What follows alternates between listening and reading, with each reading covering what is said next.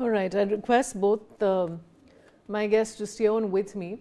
Now, Justice Mishra asked the Solicitor General that should the Supreme Court suspend them, to which Solicitor General Tushar Mehta says, and I quote, "Direct competent authority to act. Please take cognizance of what is happening.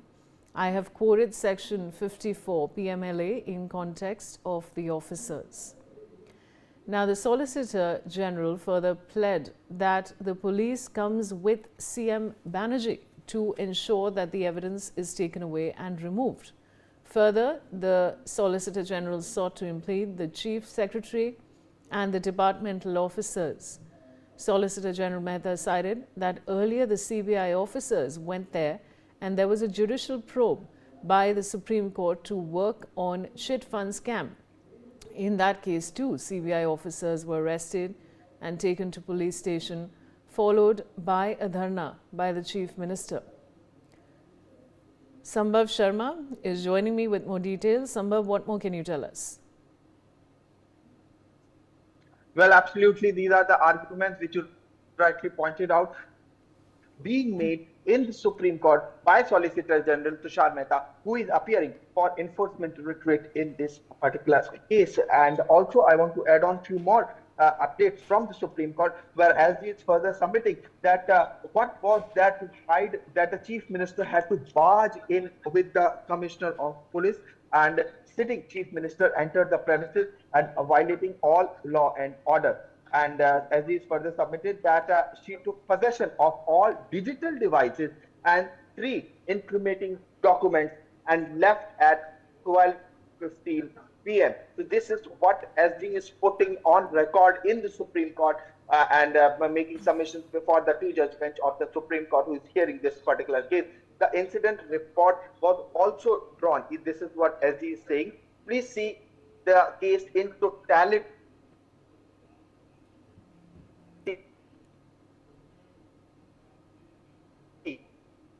All right, Sambhav, stay on with me. Now, Solicitor General Tushar Mehta also noted that during the hearing at the High Court, a huge number of lawyers from Mamata Banerjee's team gathered and created commotion. Solicitor General Tushar Mehta further placed WhatsApp chats on record from the law wing in which the lawyers were ordered by the legal cell of TMC to gather at a specific gate number. Solicitor General Tushar Mehta further stated that ASG Raju's mic was continuously muted yesterday, to which Supreme Court stated that it is in control of the court, to which Solicitor General Mehta stated that they are here to protect the fundamental rights of our officers. I have with me now Mr. Tanuj Dikshit, Advocate, Supreme Court, joining me. Now, Mr. Dikshit, all of these developments that are happening in this case, what would you like to say on those?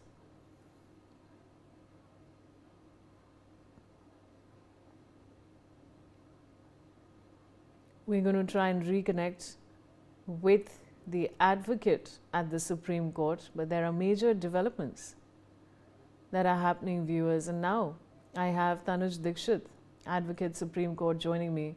Now, Mr. Dikshit, all these developments that are happening in this case, what would you like to tell our viewers? Yes, the Supreme Court of India heard the preliminary submission from the Enforcement Directorate today and the West Bengal government as well. The court have questioned the maintainability of the ED's plea. So no direction was issued on suspension of the officer's department inquiry or on the merits of the ED allegations. The matter has been kept pending for the further consideration.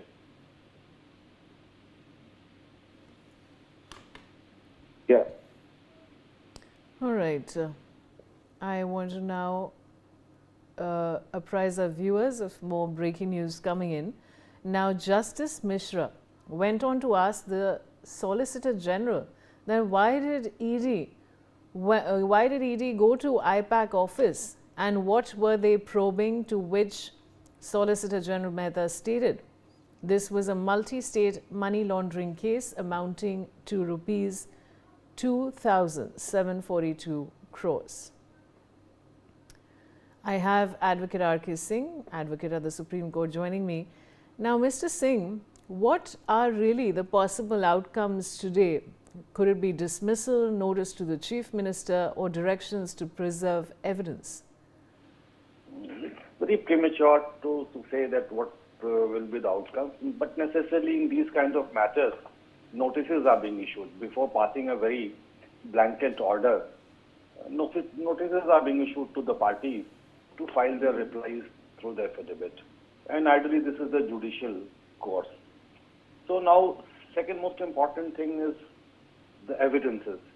The evidences which purposely being bounced up.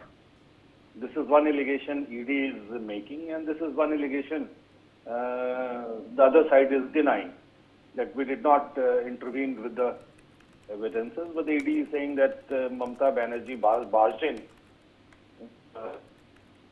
premises of Mr. Jain, and she took away all the evidences, including the ED is requesting to preserve those seized evidences. So let's see what exactly Supreme Court decides. But other than that, what I have been repeatedly saying, that this issue is not all about preserving the evidence or not preserving the evidence.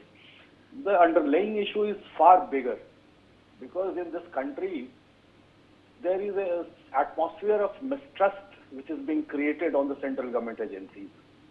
And this is not a very healthy sign for a federal democracy. Reason being, I'll tell you for the awareness of your viewers, that Articles 245 to 256 of the Constitution, I am being technically legal, and I take this liberty for a while, because it's very important to understand that Article 245 to 256 of the Constitution is duty upon the state to cooperate with the center, so far as the central laws are required.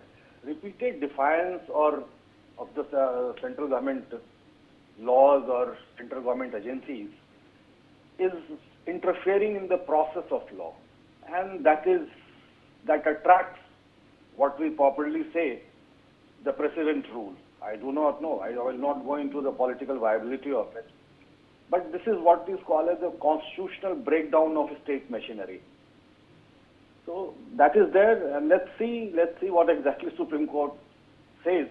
But I am sure in this time Supreme Court is not going to take these things very lightly, and they are going to do something, or pass an order, or finally pass a judgment which will settle so many disputes for all times to come.